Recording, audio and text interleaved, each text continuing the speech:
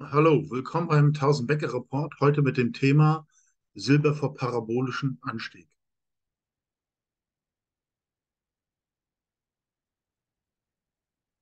Disclaimer.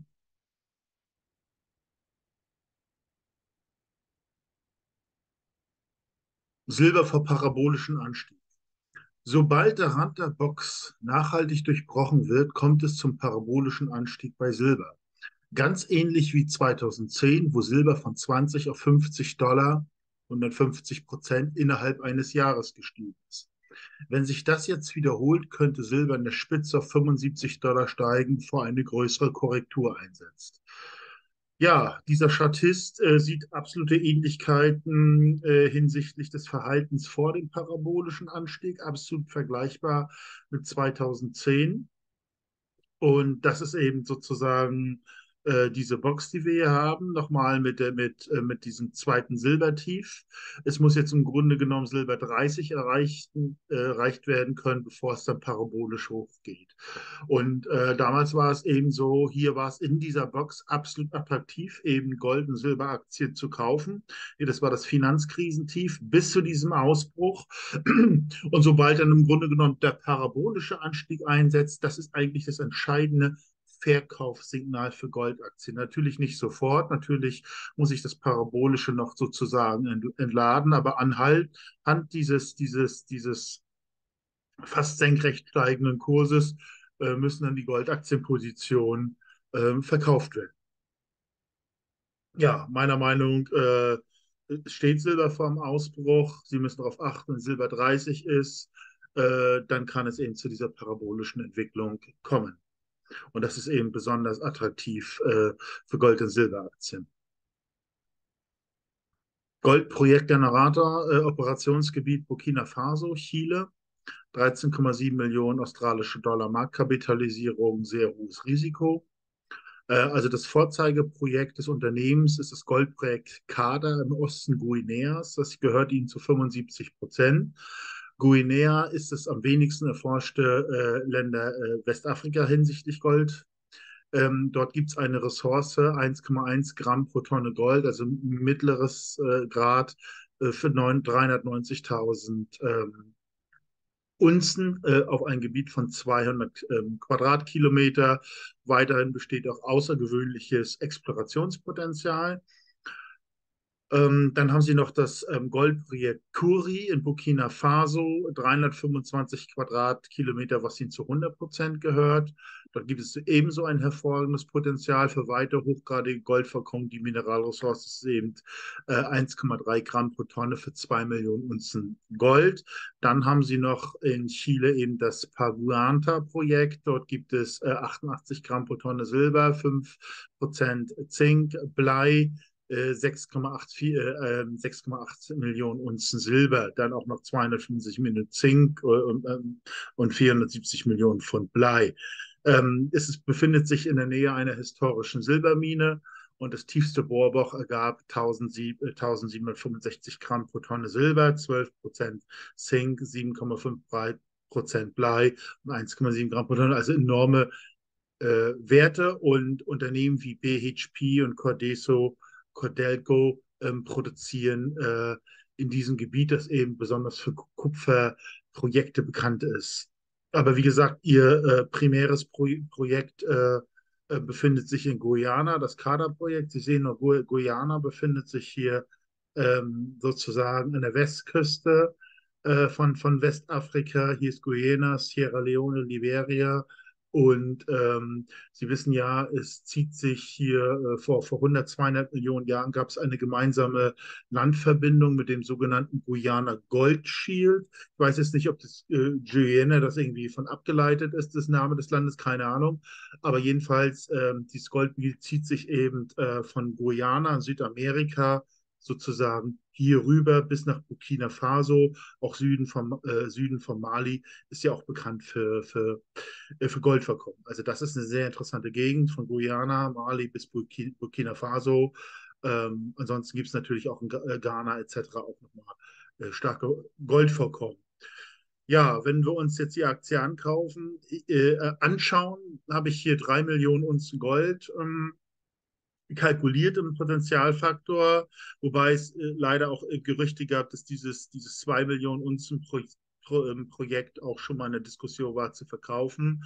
Das wird natürlich dann den Potenzialfaktor erheblich verringern, aber momentan sind es die angegebenen Werte und der Potenzialfaktor ist ja auch nur eine Richtschnur, was zum Potenzial drin ist. Ich habe das als Silber rausgenommen, mache dafür das Grad des Geldes im mittleren Grad, Länderrisiko hoch, eben Afrika, das höchste, 50% Abzug und das bei einer Marketkapitalisierung gibt dann einen theoretischen Potenzialfaktor von 80, was denn diese Aktie hier von 3,5 Cent auf 2,8 bei Gold 2500 theoretisch bringen können.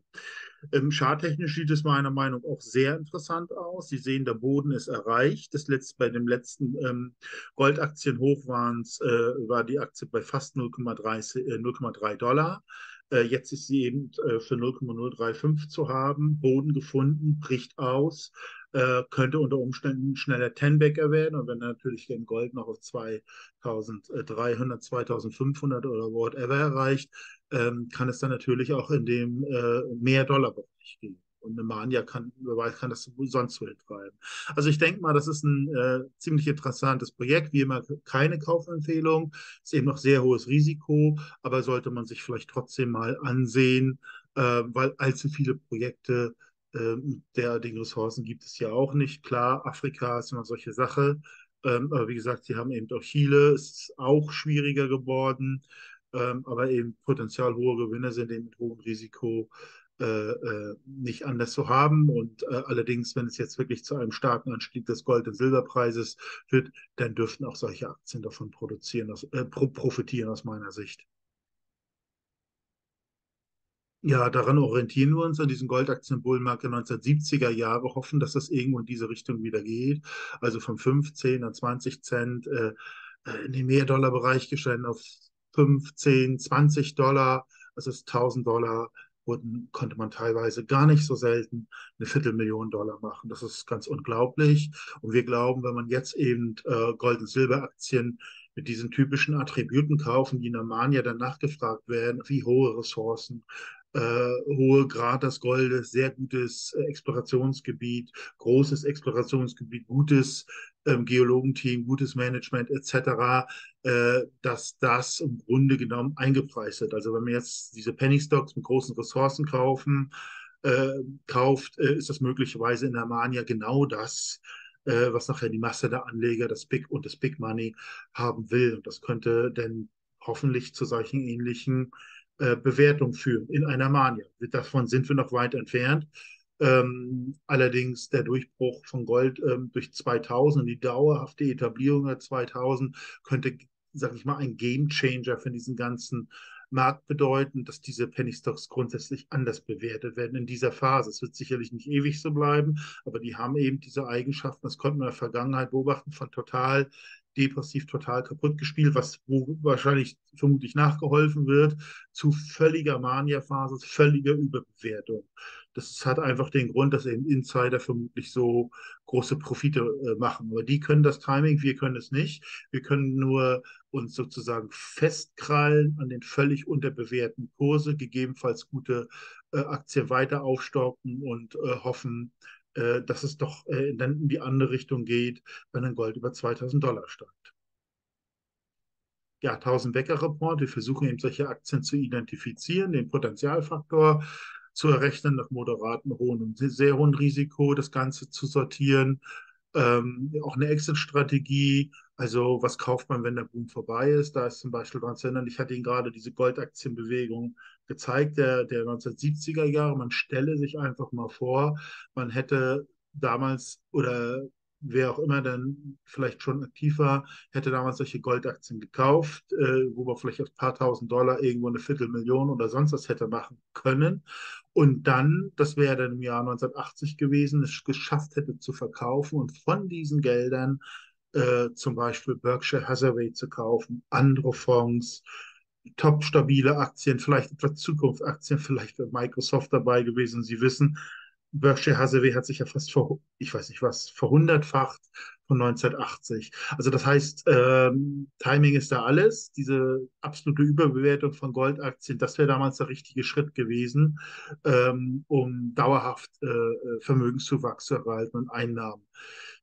Das ist diesmal ein bisschen verkompliziert, weil möglicherweise das Finanzsystem neu justiert wird, ausfällt, Bankenkrisen.